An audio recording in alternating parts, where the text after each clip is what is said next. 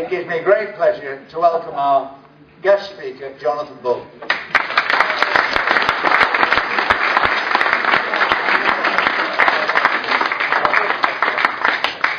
Right, well, follow that. I'll just sit down again, I think, after that.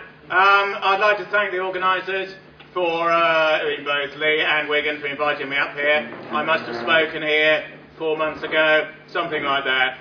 Here in the north, I'd like to talk in the last fag-end weeks of New Labour as the Labour machine that came in 97 dies in 2010. I'd like to talk about old New Labour and their death throes.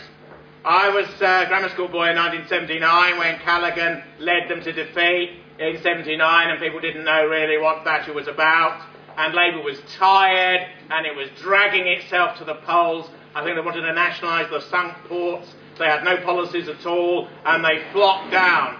We're seeing now the new Labour project that began in a wave of hurrah and glory in 97, with people believing that Blair and Brown were the new hope.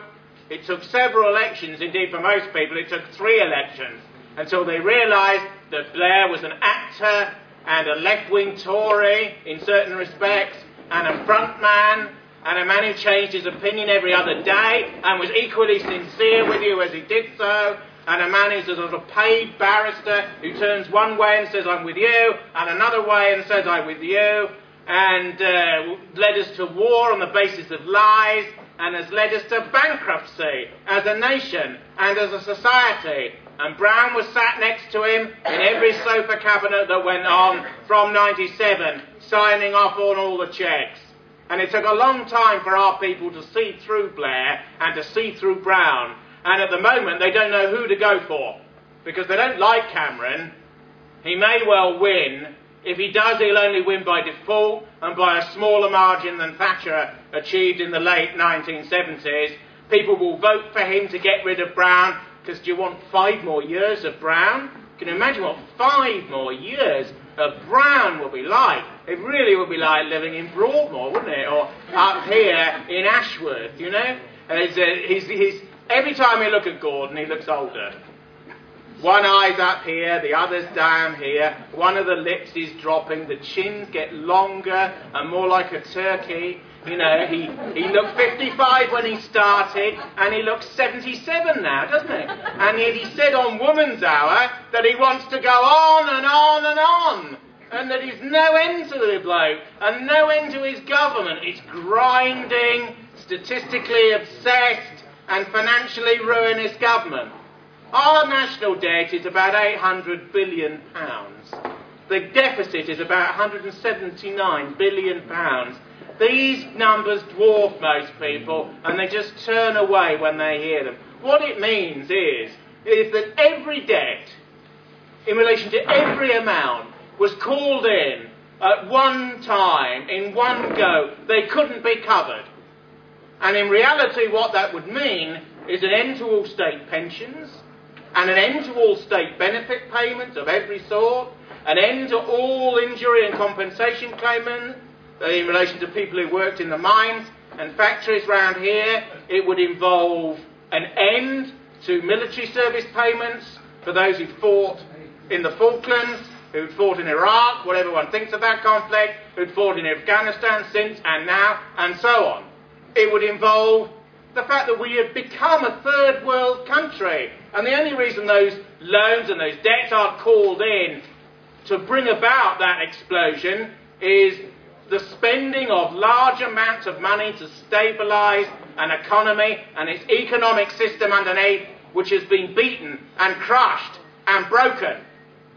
Now, there's a degree to which some people are cynical, and are so cynical that they regard New Labour as a sort of tragedy which occurred to the society, which in some respects the society asked for. It's true that many of our people have adopted a tribal attitude towards voting. In the part of the country that I come from, people vote Tory almost without thinking. It's an unthinking blue wave vote, the way it's an unthinking red wave vote up here. Until people break out of these blocks, our people will return one government of one colour and one government of another. People like to think that the Tories and Labour are at each other's throats. They like to think that they have different ideologies.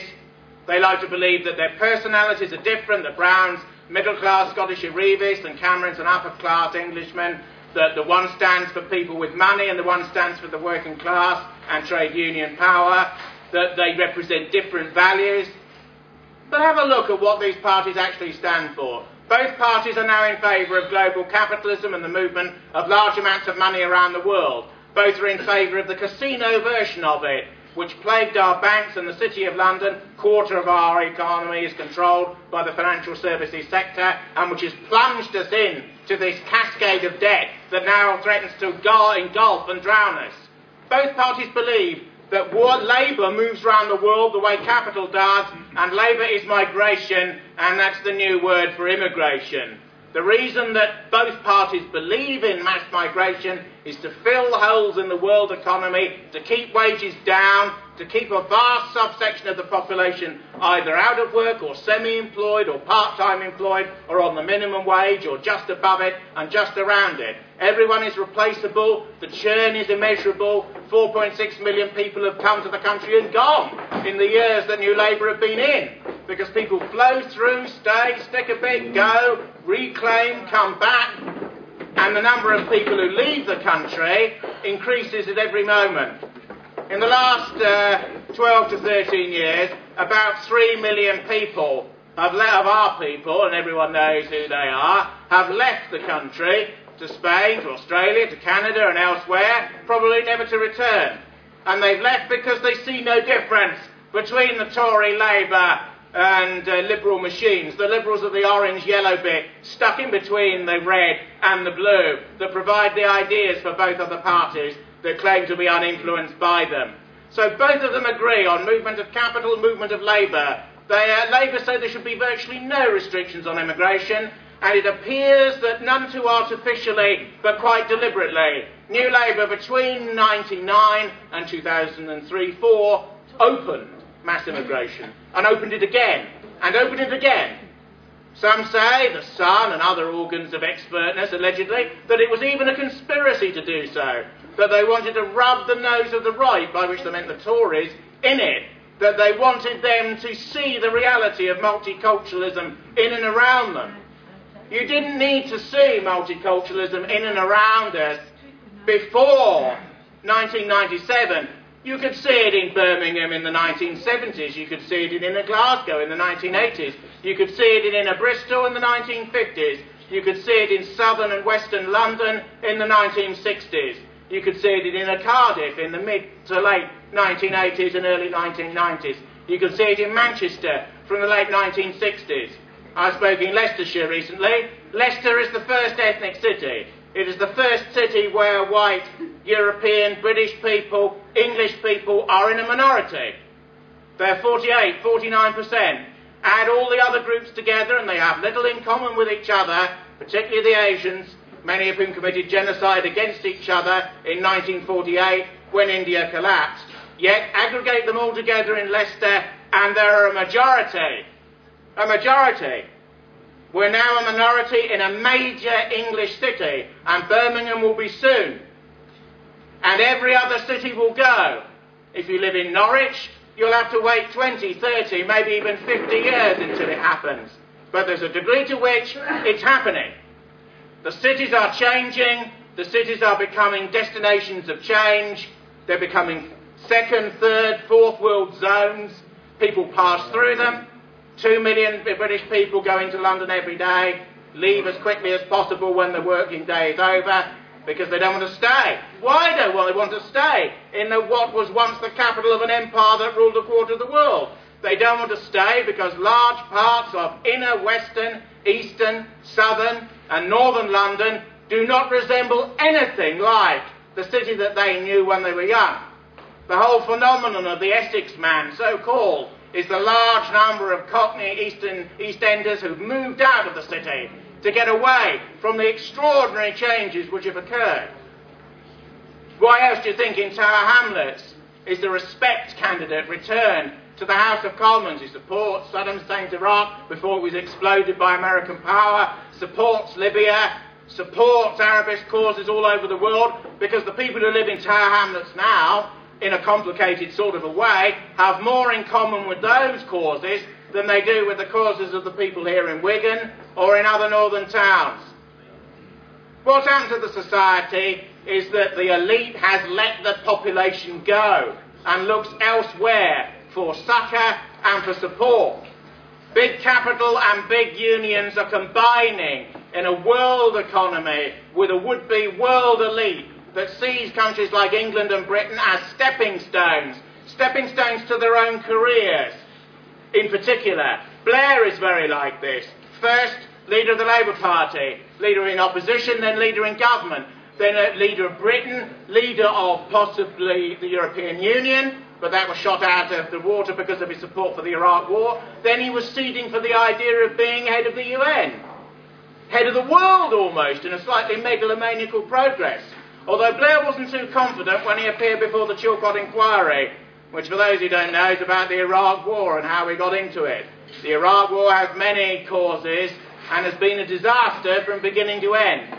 How many fought in it fought bravely, but doubtless in a couple of years some of them will be on trial. Indeed, the briefs for the trial of quite a few officers are already being prepared, because not only are you fighting against Mujahideen in the alleys of Basra in southern Iraq in front of you, you've also got tricky human rights lawyers behind you who are watching for the slightest slip or indiscretion or beating of the occasional looter and that sort of thing, which in a vortex of hot struggle will always go on. And if there is some sort of evidence, people will be arraigned before the courts. So we go to war at America and to a certain extent Israel's behest. We then engage in silly little witch trials of our own men for prosecuting wars a large section of the population didn't support in the first instance and don't support now anyway. 75% say that they don't support those wars. These wars are very silly on many fronts, but the major one is you do not allow millions from the societies that you may then tend to invade at a later date to settle in your own country and then attack their societies, cultures, structures, states simultaneously. You either say, no, you don't come in, or you come in and we don't go to war, or you don't go to war, but you don't engage in a messy combination of all of those variables. Liberals believe that everyone's the same and everyone can come and stay and we can all get on because things that have existed in human life forever, tribal identity, group identity, individual pride, gender difference between men and women, conflict orientation, the struggle between peoples that has characterised man since the beginning of organised life, these things can be wished away as conceits, as reactionary views that progressive people don't hold. Biology will trump all of that, because all humans come out of nature and go back into it. And the problem that we face is that the liberal ideas that govern our elite, whether they're in the Liberal Party, the Tory Party or the Labour Party, they all have liberal views.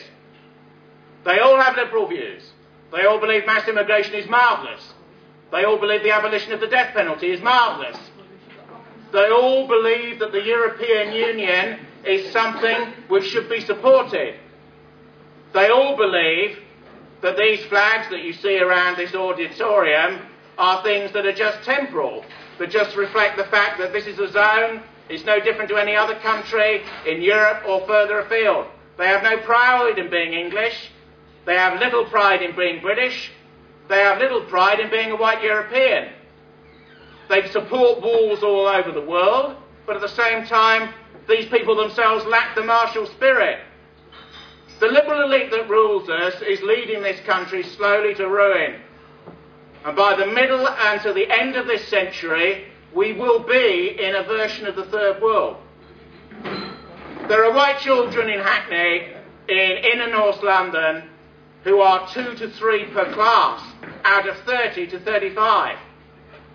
Their culture will be totally disprivileged.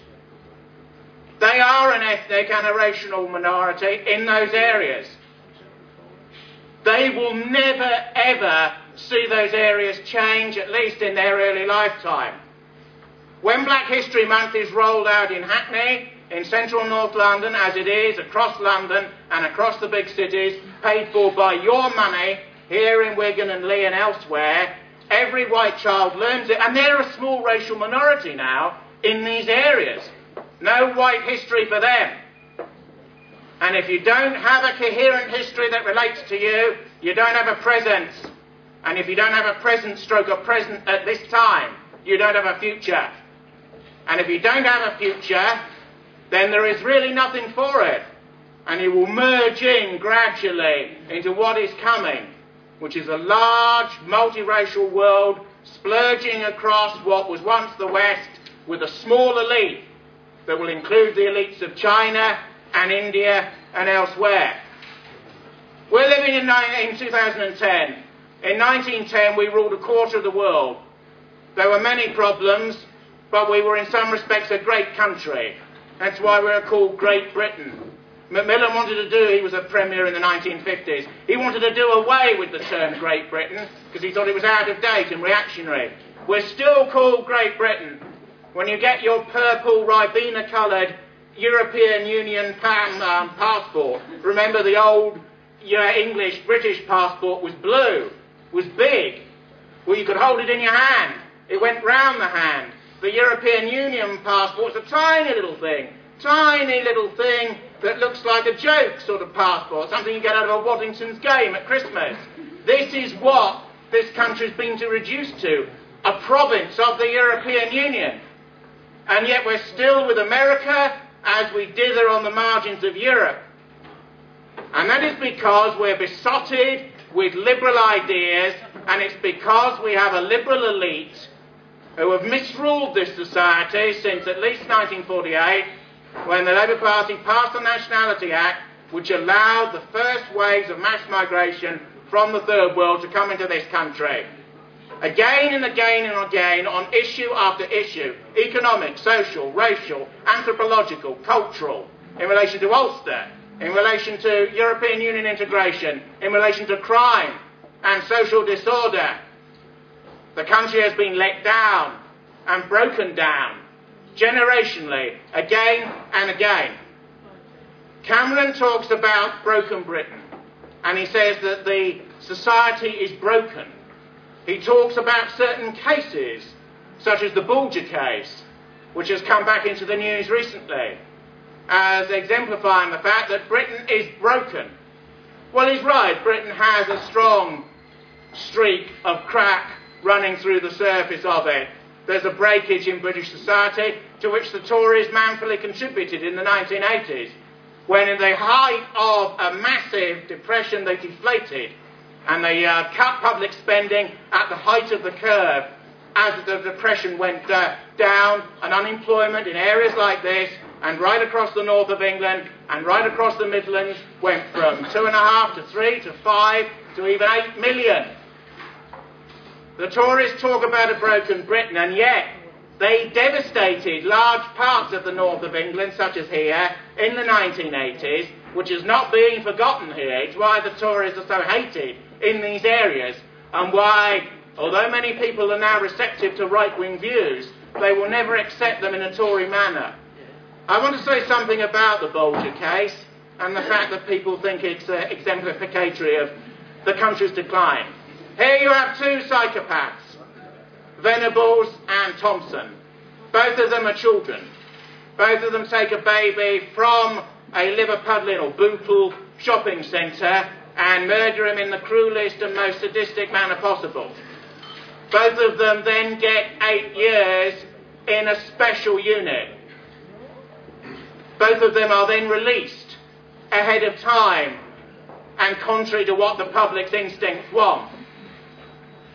My general view is that it would have been illicit to hang Venables and Thompson when they were children. That's done in China, it's done in Iran, it's done in North Korea. We're not those sorts of societies. However, to hang them both when they were 18, instead of releasing them into the public, irrespective of Venables' return to custody, I think would have been a morally efficacious thing to do. Both were sentient, both would have been adult, both would have spent 8 years in prison, both would have had to dwell upon the prospect of what was coming for them, both would have known and at least understood, insofar as psychopaths can, the reality of what they have done. I know people who've worked at Broadmoor. I know people who've seen the files about the injuries that were inflicted upon that toddler. I've known people who do not wish to talk about the nature of the murder that was committed. I think their execution when they were 18, rather than their release into the general population and their giving of new identities, is a good thing. Liberals believe that they can be cured and redeemed because they believe that love conquers all, and that if only they'd had better childhoods, they would have had better outcomes. The victim is nearly always off stage by the time this sort of discourse begins. They believe that human nature can change. In the nature of these psychopaths, it cannot change. Even if they don't commit new crime, they will not alter, because psychopaths are born the way that they are. What's a psychopath? We're getting slightly off the message of normal politics here, but psychopaths believe that a human life's that of an ant and can be stamped on just in one go. Psychopaths believe that rape is normal sex.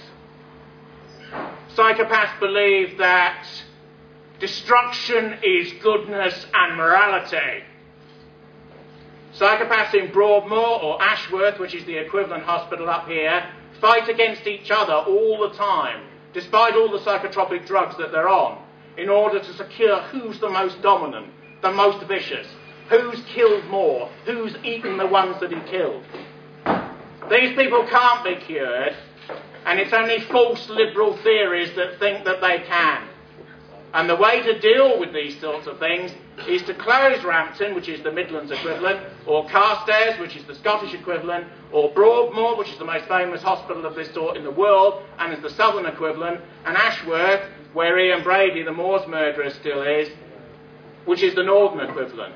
You have to execute these people and close these institutions down, because there is no hope for them, and there is some recompense for the families of their victims if a solution such as this is effective. Now, if this was done, the majority parties scream in outrage about the human rights of these people, about the civic nature of the society, about being uncivilised by supporting the death penalty for individuals of this sort. But in actual fact, the instincts of the population here are right, and the liberal theories of the elite are incorrect. Because although the people feel leaderless and they feel powerless by virtue of what they see beaming out of the television on a nightly basis, most of their instincts about the matters that I've brought up in the early parts of this speech are true. Most people want to get out of the European Union. Most people would like Britain and England to be proud once again. Most people are sick of Labour, but don't want the Tories. Most people would like a government that has a sense of social justice, but a deep sense of social conservatism, tied together by patriotism. Most of us would like to unshackle ourselves from the United States and their wars across the world. Most of us would like this country to be different and better.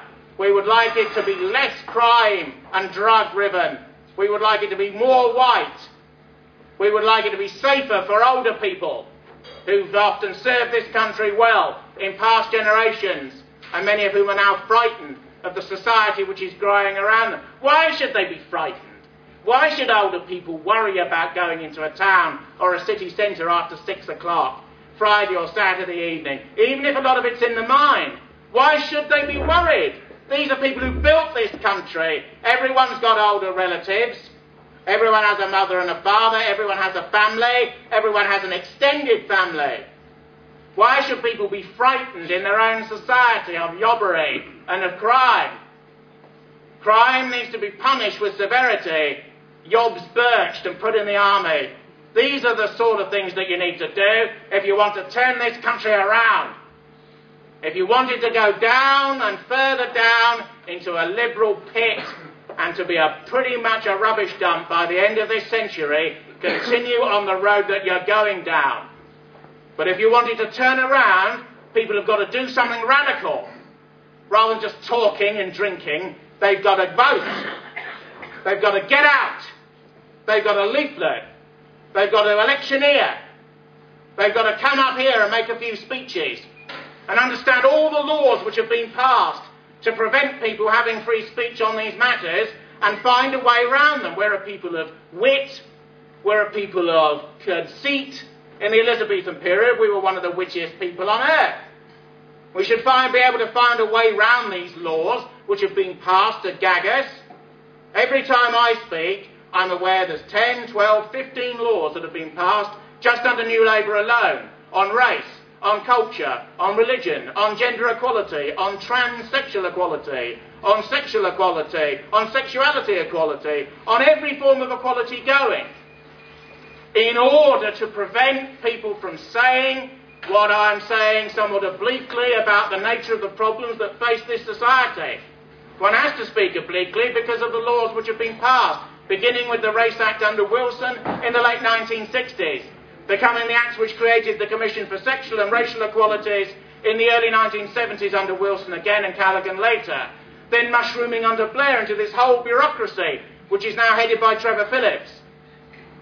Trevor Phillips gets £100 million a year, £100 million a year of your money, to run this bureaucracy in the middle of London, which has imposed the idea of ethnic Britons, in quotation marks and without the quotation marks, joining this organisation for reasons of equity, to fulfil European Union statutes, for reasons of human rights law, and so on. The party, realising it was on a losing wicket, fought back, but moved back, the way a retreating army under heavy and percussive fire has to do, taking a few losses and trying to make the best of what is a bad situation which is designed to divide it and to lose it money.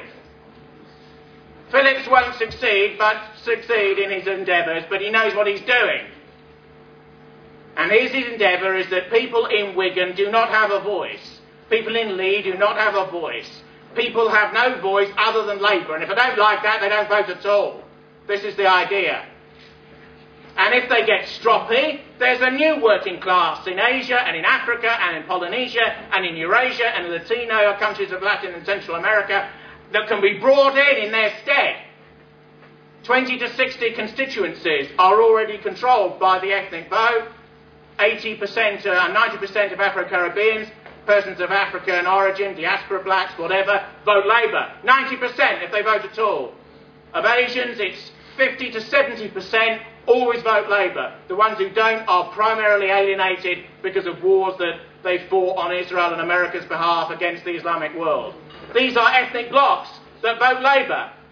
That's why the Labour candidate for Barking in East London says she doesn't care about white working class people. She says we don't represent them anymore. They can go away. This is the Labour Party that she is representing. The Labour Party that was set up to represent such people in 1900 was set up by the Trade Union Congress, who financed the Labour Representation Committee, out of which the Labour Party came. That's why people like around Wigan and Leigh are so fanatically loyal, even now, in part, particularly older people, to the Labour Party. There are many people around here who'll say, I agree with what he's saying, sort of, but I'm Labour, you know? Labour till I die. Cut me open and it's red. Red is the colour, Labour forever. And yet Labour have betrayed the people in these areas, with the exception of social welfare, on issue after issue after issue. And still people vote Labour. And still they go on returning Labour MPs in Wigan, in Leigh and in other places. It's only when they stop doing so, it's only when an explosion occurs, such as took place in the European Union Parliament a year or so ago, that people turn round and notice. This society is changing. In the European Union elections, 1 million people voted for the British National Party. 2.25 million voted for the New Labour Party. Labour is the governing party, and they only got 2.5 times what a radical party, which is demonised by every other tendency of opinion, and was able to achieve. When Labour politicians sit in Whitehall and they look at that, they realise that their own core electoral base is turning on them. They realise that they are in danger in their core areas. No one's going to vote Tory here, but a large number of them may well vote British National Party and put people in. And as Blunkett said when he was Home Secretary, about 10 years ago, 12 years ago, wherever that party wins, the present setup is in danger.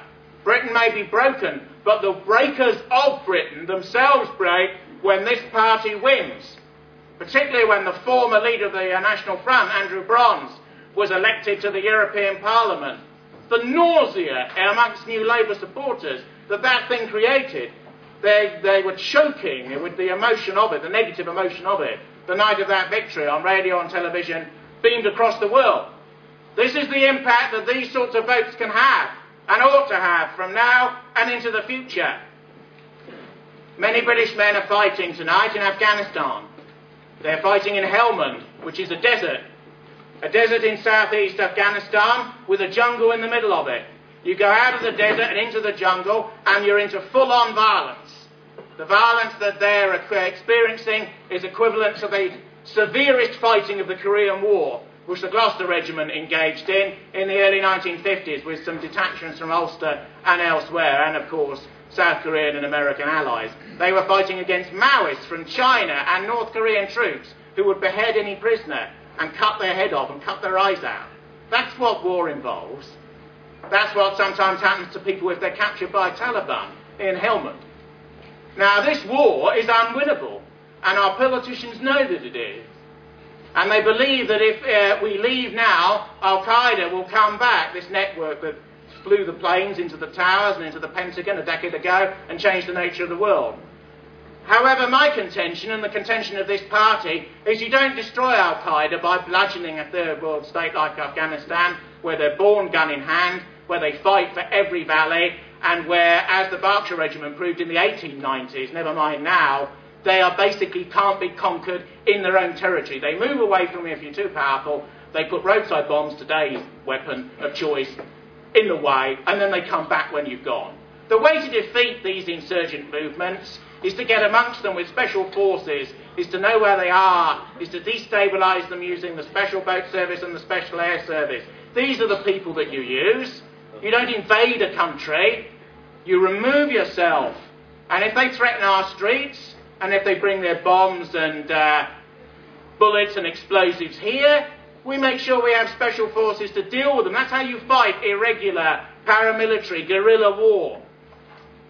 You do it cleverly and with pluck, rather than in some bludgeoning sort of a way, which at its worst replicates what the United States did in Vietnam, mass terror bombing and the rest of it, and then you lose. And then you leave humiliated, as they were forced to, in a war that's rarely mentioned now, I notice. We must fight our own wars that are in our interest, not in America's interest. We're not a satellite of the United States. We should be a proud and independent, middle-ranking country.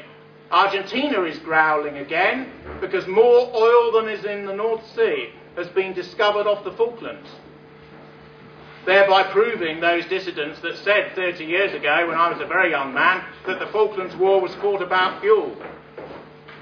The Falklands War couldn't be fought now because we don't have the Navy to do it, by virtue of the fact that we've declined as a society to such a degree since then. But all the men who fought, 16,000 men, have fought under our colours in the micro-wars since 1945 and have perished doing so. The purpose of this party, in this era, not 45 and before, but in the era then we're alive, the purpose of this party is to make sure that those 16,000 deaths were not in vain, and that their widows and relatives were not left in want for nothing at all. That these flags that you see around you in this auditorium this evening, here in the north of England, mean something. That when the soldier is buried and his casket is draped with these symbols, it actually means something to those who are left, and who will follow them, and who will hope to see a government which represents them in the future. A government which will be more British, more glorious, in some ways kinder, in others harsher than that exists at the moment. In all areas of life, Britain is in decline and needs a shake-up. And this is the only political party which envisages it in a manner which is possible for us at this time. I ask you to get out and leaflet for this party, to help to pay for its election expenses in this night here in Wigan, I ask you to give your support to the candidates who've come forward to stand in Wigan Leigh and elsewhere. I ask you to make sure that when the ballot is before you, you vote for the British National Party, your parents do, your immediate family does, your extended family does, and you tell people at work and you tell people socially that you voted for this party. You don't say that when somebody asks you, and you did vote for British National Party, no, I voted Labour, or I don't know, I've sort of voted for some independent, or I didn't vote anyway, or it's raining, I didn't turn out, and that sort of thing. You say with a degree of pride that you voted for this party.